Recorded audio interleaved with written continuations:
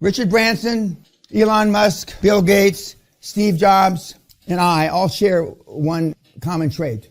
We lived in our offices for 10 years.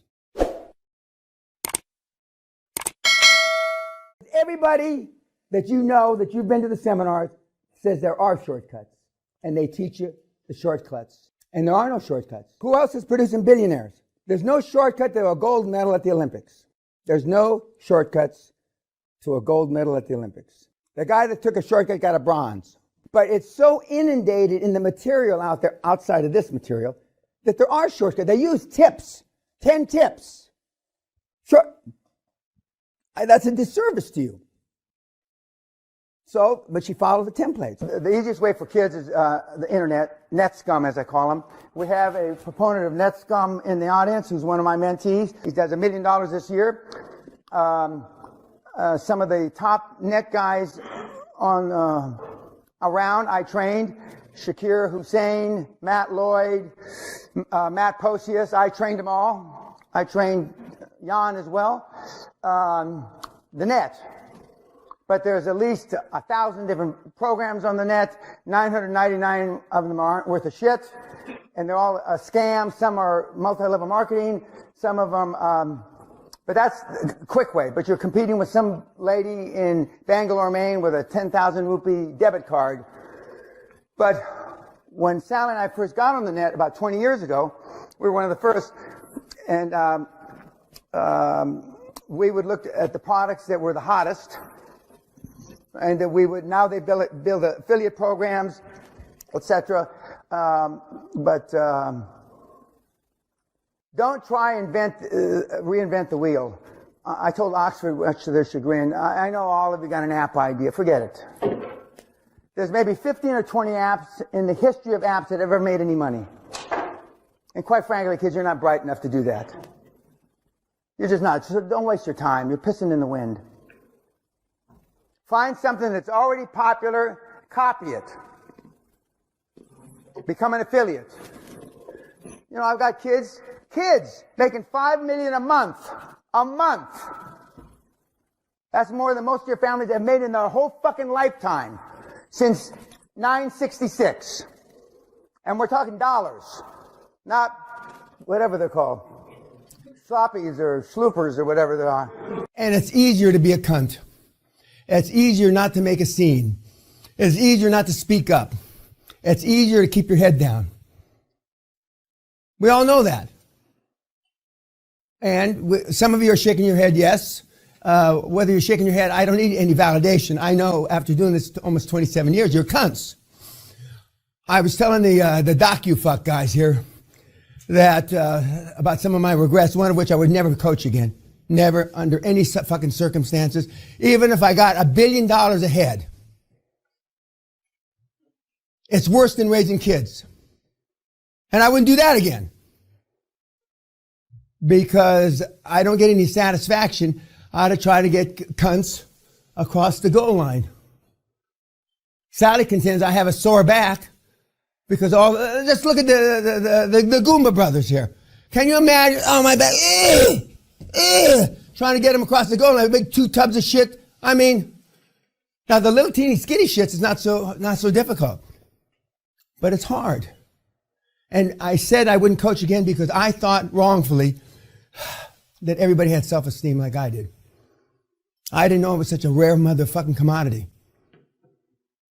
Such a rare commodity. And it's a bitch. But I'm not telling you anything, well, I am telling you news to many of you, but I mean, other people on the planet realize this. It's just not the ones that you're hanging with, chilling with. Kids, eagles fly alone. Eagles don't go to the pubs. Eagles don't go to the World Cup. Eagles don't go to the World Series. They fly alone. Show me your friends and I'll show you your future, young man. For most of the people that are sitting in this room, your future is dismal. I have nothing to tell you. I don't give a fuck. I have no book. I have nothing. I don't care if you like me or not. It doesn't make shit to me. That's why I can afford to tell you the truth. I don't have an upsell, a side sell, or any of that crap. I'm not sure you even understand all that. If the other personal developed guys, and I'm not one of them, were so fucking successful. Why are they not rich? Did you ever ask yourself? If marketing really worked, if internet marketing really worked, test small, roll out big. How many people? Everybody's heard that, right? If it really worked, why aren't all those guys flush with cash? Truckloads of it. On Christmas, New Year's, Father's Day, Halloween, whatever, 50% off all my product. How many times do you see that? Well, if they can take 50% off their product because it's Valentine's Day, how much is the shit worth anyway? I've seen 90% off product. Sales indicate the price was too high. When value is clear, decisions are easy, as Roy Disney told me about 48 years ago. When value is clear, decisions are easy. When an attractive man walks in the door, you know, you don't have to spreadsheet it. You know he's good looking or not, right? Yeah. When a good looking woman walks in the door, you don't have to spreadsheet it, right? You know. Why have we gone away from that kind of decision making process? Because it's easy to procrastinate with a spreadsheet. They used to call it Lotus 1, 2, 3. I'm dating myself.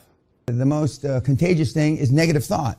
And for the most part, you all come, not just this group, but all groups, and the kids on YouTube come from not negative backgrounds that they didn't say positive things to you, but negative backgrounds vis-a-vis when you try to explain QLA. And that's why in the close, the last afternoon, I rant and rave, might even get tears in my eyes to tell you, don't share QLA with anybody, your family, nobody. And when I say nobody, I mean no fucking person. Because you're not going to get positive feedback. And for those of you that are stupid enough to think that you have support in your significant other, what the fuck are you smoking? Give me some of that shit if it's not addictive. Because they may say they're supportive. Most of you, your significant others have said, if they said anything, I'm supportive. That's a load of shit. But you want to believe that they're supportive. You want to believe that you don't have to cut yourself off from 99% of the people you know. But I'm here to tell you, to get on that fucking wall, you got to cut out 99.9% of everybody you know. I used to be pissed off because it took me an hour to get home. That's, you know, and this is before laptops and shit like that. You could work in your car. Fuck, that's too much time to waste. I just stay at the office. When I was on Wall Street, my boss, and he tells my kids this story, and my kids don't like to hear the story. I used to have security guards drag your father out of the building because he'd be there 8, 9, 10 days straight. I'd send my secretary to go get me clean underwear and clean shirts, and I used to bathe in the bathroom. 24/7. Because you do what you don't do what they tell you to do. You do what you see. See people do. And my kids are hard work, and they work, quantum hours. But when my dad retired from the LAPD after 28 years, he had over 700 days statutory leave he didn't take in 28 years. 700 days. And if you do the calculation, that means he never fucking took a day off. And they gave him a check for $45,000 or $48,000, which they don't do now, which is a lot of goddamn money back in the late 60s when he left. But I never saw my dad take a day off. So why would I take a day off? It used to be flight or fight mode. Now, unfortunately, virtually everybody's in the flight mode instead of fight mode. And I'm not promoting that you fight people and do all this stuff, but on a physical basis. But I am promoting 100% that you do it on a mental, verbal basis, and that's when we were talking about tacit approval, how you give tacit approval to people that you know are just talking bullshit, but you just listen either because you don't want to be confrontational, or a number of you have, not just here, but have come through the seminar since President Trump got elected. You just kept your mouth shut even if you're pro-Trump because you didn't want to get confrontational with the people that you worked with. In some cases, you might even get fired. In some cases, you certainly wouldn't get promoted, and in some cases, you'd just be simply ostracized. Well, let's start with the ostracized part. So what? Why are you concerned about being ostracized? For the reasons we've already talked about for 3 days, okay? You want to be liked, you want to be this, you want to fit in, etc., etc. Now, so far, the icons that we've talked about didn't want to fit in, didn't all these things. So this is an exaggeration. You more or less have the opposite traits of the icons we've talked about so far. Generally speaking, you have the opposite traits. You're the antithesis. Ergo, they're icons that have changed the world, and you're not. I mean, all the groups for 25 years. And so slowly but surely, more quickly for some of you than others, you're coming to the realization why you are where you are. And now you're going to be going out there like if you had a baseball bat and a big knife, and you're going to be offering them an opportunity they can't refuse, very much like in the mafia, except you're not putting a gun to their head or a gun to their wife's head.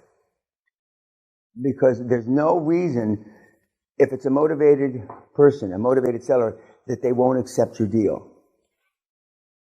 If you explain it right, as they say, if you explain it right.